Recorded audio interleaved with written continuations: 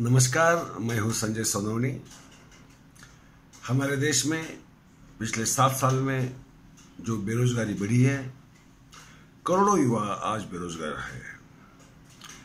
मोदी सरकार की गलत अर्थनीति, उनकी उद्योग व्यवसायों के प्रति अनास्था, सरकारी उद्यमों को बेचने की उन्होंने जो स्पर्धा लगाई है कि एक के बाद एक, यहाँ तक कि LIC भी कल देश की रहेगी या नहीं रहेगी, इसका कोई भरोसा नहीं। सारी अर्थव्यवस्था चरमरा गई है, महंगाई आसमान छू रही है, पेट्रोल के दाम बढ़ रहे हैं। यही मोदी जी जब मनमोहन सिंह सरकार था तब पेट्रोल की दामों में बढ़ोतरी के खिलाफ बहुत आवाज उठाते थे। लोगों को भी अच्छा लगता था कि चलो कोई हमारे लिए बोल रहा है। मगर वो प्रधानमंत्री क्या बन गए और वो सारे वादे भूल गए, वो जुमला बन गया। वो एक बात है कि हमारे देश का प्रधानमंत्री ही जब झूठ बोलता हो, झूठे गलत वादे करता हो, तो ये होना स्वाभाविक है। हमें सोचना और ढंग से चाहिए। वो बात कुछ अलग है, वो सैद्धांतिक मूलभूत आर्थिक ढांचे के बारे में है, वो सोच विचार के बारे में है। हमारे युवा या हमारी शिक्षा पद्धति ये सिर्फ नौकर बनाने के लिए बनी है। हर कोई, भले सरकारी तो बहुत उसको प्राथमिकता है सरकारी नौकरी को, और वो ना मिले तो प्राइवेट इनको चलती है। और खेती हो, उद्यम हो, उसके तरफ कोई भी व्यावसायिक ढंग से ध्यान देने का किसी को सोचता नहीं है। हमारे शिक्षा पद्धति में वो बात है ही नहीं। हमें नौकरी मांगने वाले बनाने को अच्छा आता है। हमें नौकरी देने वाले बनाने के लिए जो हमारी नीति में सुधार लाना चाहिए था, उसके बारे में हमें कभी सूझा नहीं। ना लोगों ने भी ऐसी कोई डिमांड की, कभी इसके ऊपर तो आंदोलन नहीं हुआ। आरक्षण के लिए हमारे आंदोलन बहुत ज्यादा होते हैं। इस देश में जो भी सामाजिक आंदोलन हुए, उसमें आरक्षण के लिए हुए आंदोलन सबसे ज्यादा है। मगर हमारी शिक्षा पद्धति बदलो, उसके लिए कोई आंदोलन नहीं। हमारी नीति बदलो, जो समाजवादी नीति है, वो समाजवादी नीति भ्रष्टाचार को जन्म देती है।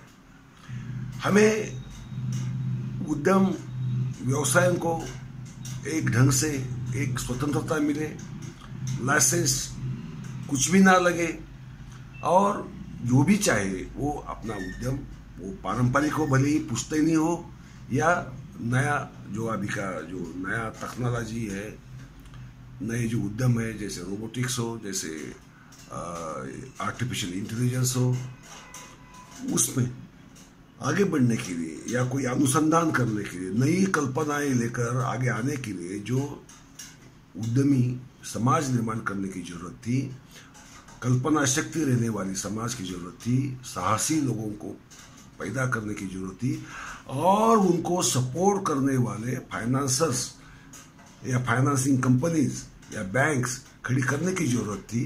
वो हमने नहीं किया। आप देखिए कि जब नई कंसेप्ट लेके आप बिजनेस में आना अगर चाहते हो, भारत में पॉसिबल नहीं है।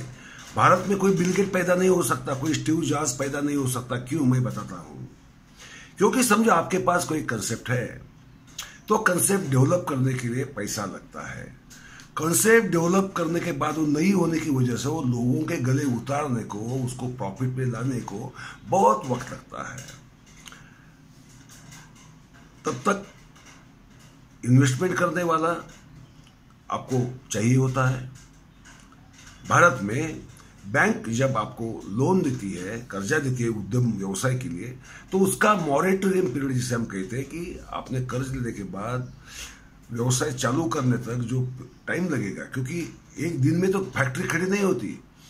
कोई भी व्यवसाय हो एक दिन में खड़ी नहीं होता। उसको अगर दुकान भी करना हो तो उसका फर्नीचर बनाओ, उसका सामान लो और उसको सजाओ संवारो, बोर्ड लगाओ, उसके लिए भी कम से कम 4-5 महीने का टाइम लगता है। हमारे देश में बैंकों को ये कभी सुझाव नहीं है।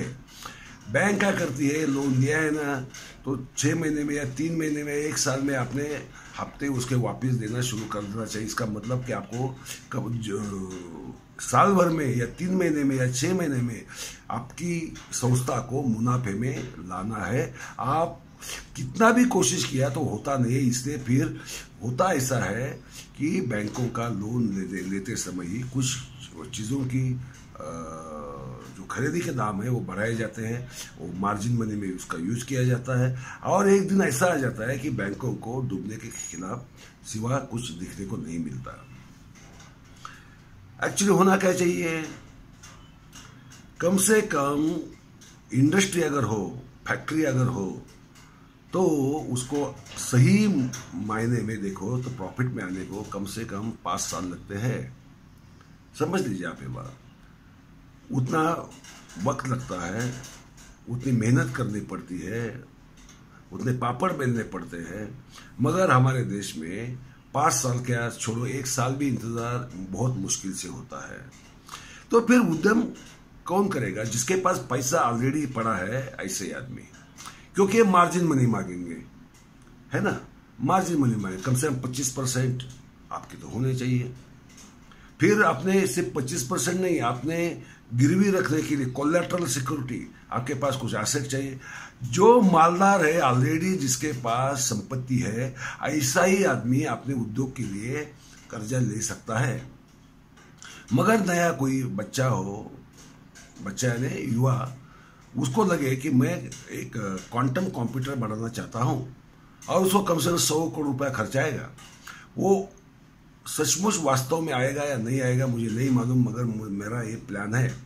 और क्वांटम कंप्यूटर अगर बन पाया तो उसके बाद उसको पूरे लोगों के सामने ले जाकर उसको बेचने में, उसका कमर्शियल प्रोडक्ट करने के लिए और 1000 करोड़ लगेगा।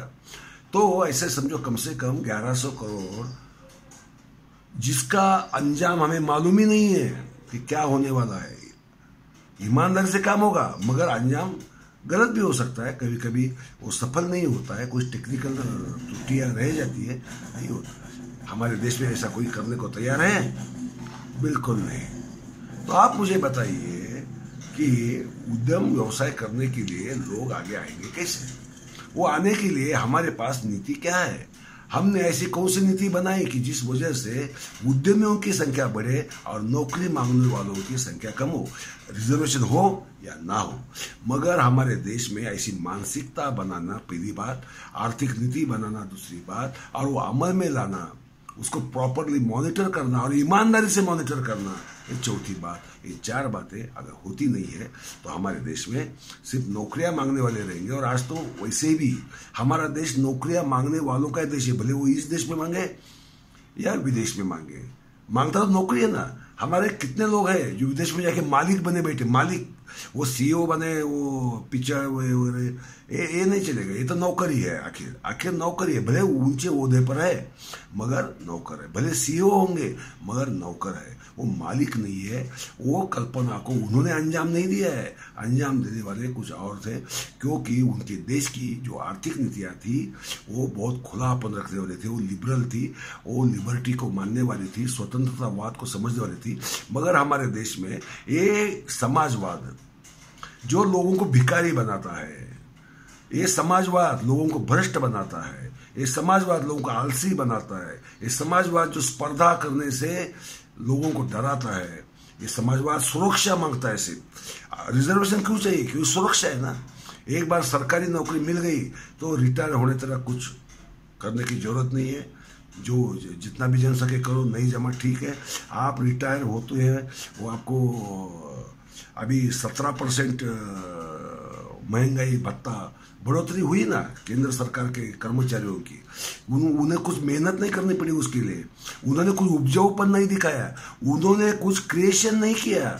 जो क्रिएशन नहीं करते, जो लोगों के पैसों के ऊपर जीते हैं, लोगों के लिए एक्चुअली उतना काम भी नहीं करते, ऐसे लोगों को जीना है, इसलिए सबको सरकारी नौकरी क्यों चाहिए? सरकारी नौकरी इसलिए चाहिए। रिजर्वेशन क्यों चाहिए? रिजर्वेशन इसके लिए चाहिए क्योंकि सरकारी नौकरी मिले।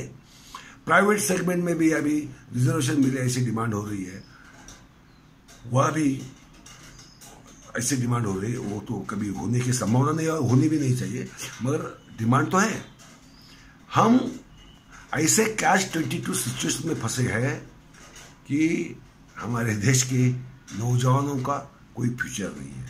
सरकारी नौकरियां तो बस मोदी जी तो एक एक बात सरकारी कंपनी तो बेच ही रहे हैं, तो सरकारी नौकरी भी कल नहीं रहेगी। कितनी रहेगी फिर? आज समझो 10% है, तो कल वो 2% के ऊपर नहीं रहने वाली। तो कुल मिलाकर आपका सबका फ्यूचर बर्बाद हो रहा है, बर्बादी की तरफ जा रहा है। आप ऐसे खाई के किनारे खड़े हो जहां से आगे सिर्फ गहरी खाई में गिरकर मरना ही भाग्य हमारा लिखा हुआ है। ये हमें समझना चाहिए। हमें सरकार के साथ नीतियां बदलने के लिए, आर्थिक नीतियां बदलने के लिए, उद्यम स्नेही होने के लिए, युवाओं का भविष्य एक उज्जवल होने के लिए, जिससे वो हो सकेगा। और नौकरियां करके तो होगा नहीं, वो कुछ तो सपने बड़े साकार करके ही होगा। उसके लिए हमें एक माहौल बनाना पड़ेगा, हमें वो विचार करना पड़ेगा। हमें नौकरियां देने वाले लोग अभी चाहिए, नौकरियां मांगने वाले नहीं। ये हमें ध्यान में रखना पड़ेगा। धन्यवाद।